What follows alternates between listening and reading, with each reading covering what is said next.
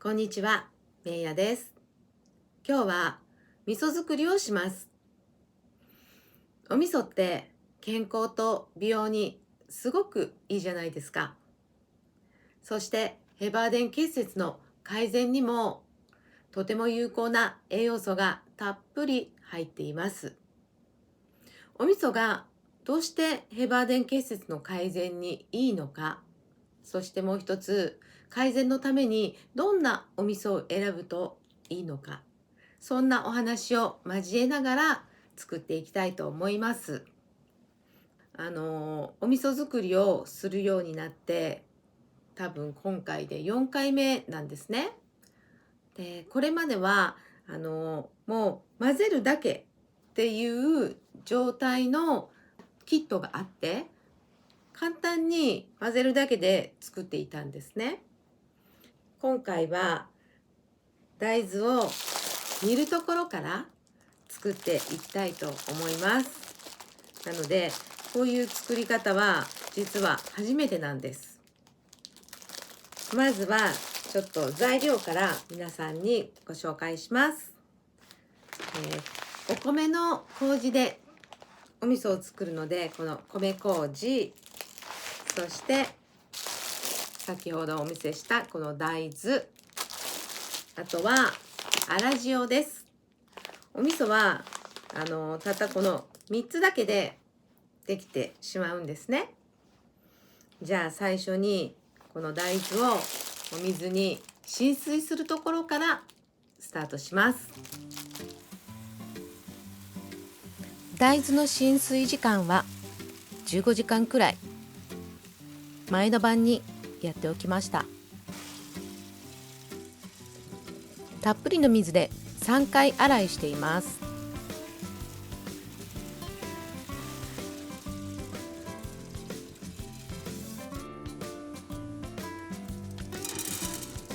大豆に対し3倍くらいのお水を入れて浸水します。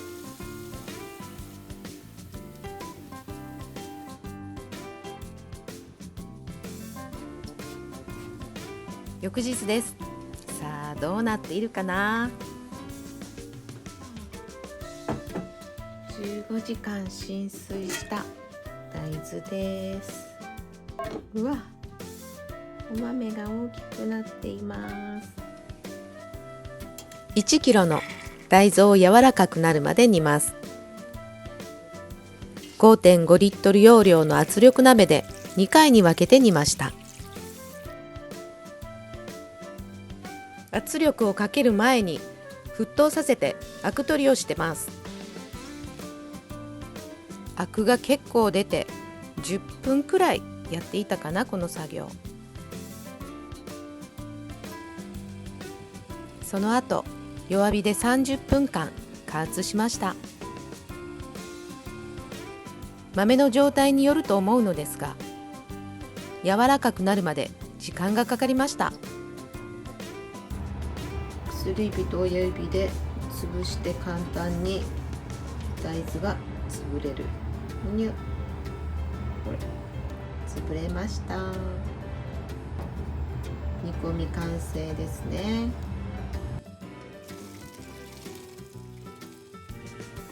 次は大豆をペースト状にしていく作業です。大豆の硬さ調整に茹で汁を使います。ペースト状にする方法は何種類かあります。丈夫なビニール袋に入れ、手で揉んだり、棒で叩いて潰したり、滑らかな味噌に仕上げたかったので最初ブレンダーでやっていましたが、ペースト状になるまで案外大変でした。結局フードプロセッサーを出してきた。大豆の潰し具合はお好みで良いそうですが、1キロの大豆となるとこの方法が一番いいかなと思いました。ここまでの工程で約4時間くらいかかってます。大豆のいい香りがします。これは雑菌の消毒に使うホワイトリカー。アルコール度数が 35% の焼酎です。使う容器などをすべてこれで消毒します。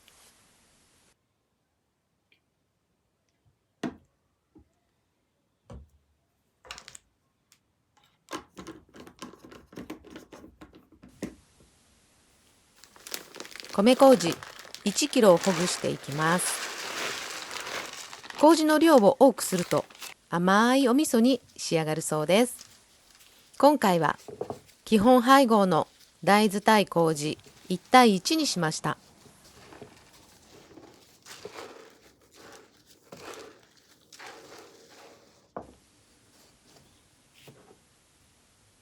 粗塩 500g と麹をよく混ぜ合わせ、この作業を塩切りというそうです。塩 500g は少し塩分多めな味噌に仕上がるようですが、その分料理の時に味噌の量を加減する感じでいきます。ここからこの2つをドッキングさせてよく混ぜ合わせていきます。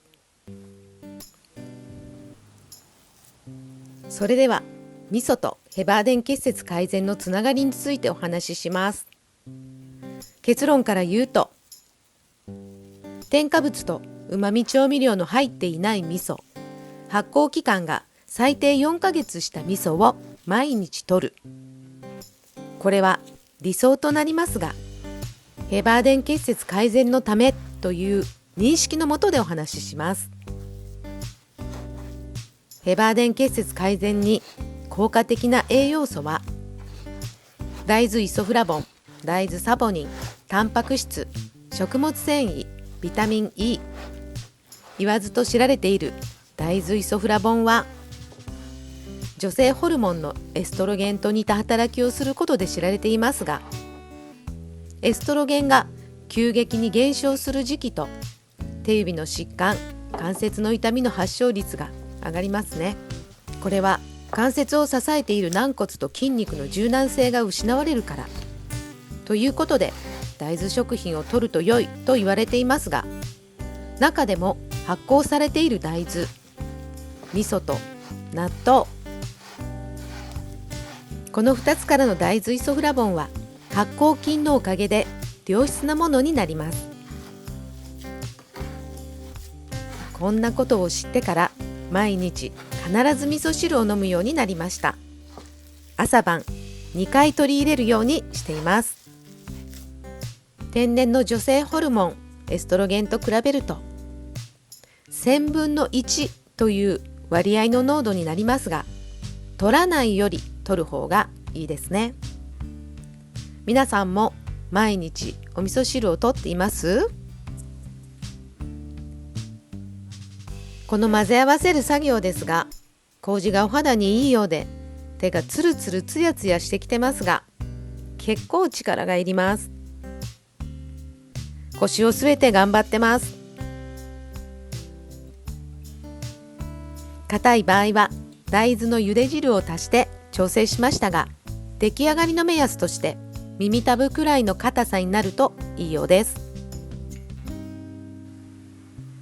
ここからは味噌玉作りで空気を抜くように丸めていきます。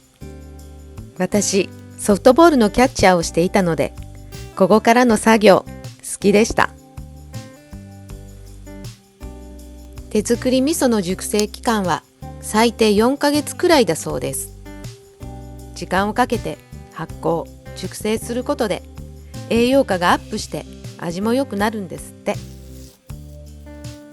大豆イソフラボンは骨量を増やす働きもあるそうです。ますます毎日摂りたくなる味噌ですよ。この味噌だいたい4キロくらいに仕上がってます。半年間熟成させる容器に味噌を入れていきますが、カビ発生予防のホワイトリカーで消毒です。出来上がってしまえばカビの心配はなく、何年も持たせることができる味噌ですが、発酵していく段階は空気に触れるとこにカビが生えてしまうので、この点に注意するために味噌玉を勢いよく投げ入れます。空気を抜くように押さえていきます。空気を抜くようにギュッギュッ。こういう隙間、これがまずいんですよね。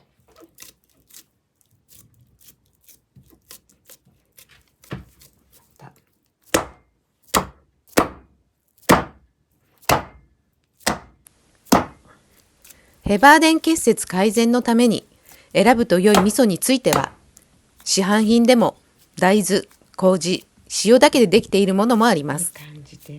だし入りのものは美味しいけど添加物が入っていたりなので、不調の改善を考えると毎日2回摂るのは不向きかなと思います。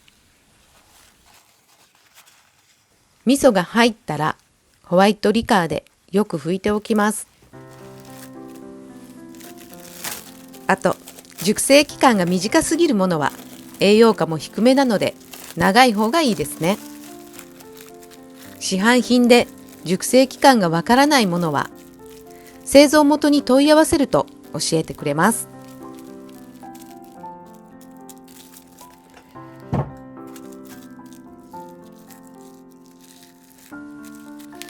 ラップの隙間から空気が入らないように、容器の縁に粗塩を重りみたいに置きます。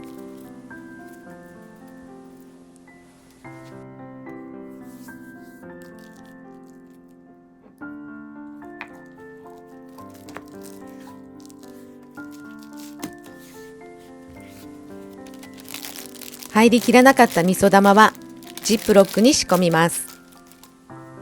これも空気が入らないように。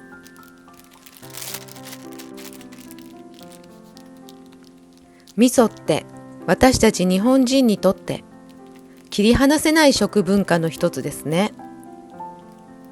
たった3つの原料なのにすっごいパワーフードで、体の不調改善だけでなくアンチエイジングにも絶対的に効果的。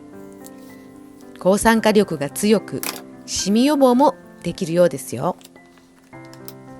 3月からは紫外線の量が急に増えるから、お味噌汁欠かさず毎日食べようと思っています。食事からの体質改善は効果が出るまで時間はかかるけど、毎日摂る食べ物によってヘバーデン結節は改善すると実感してます。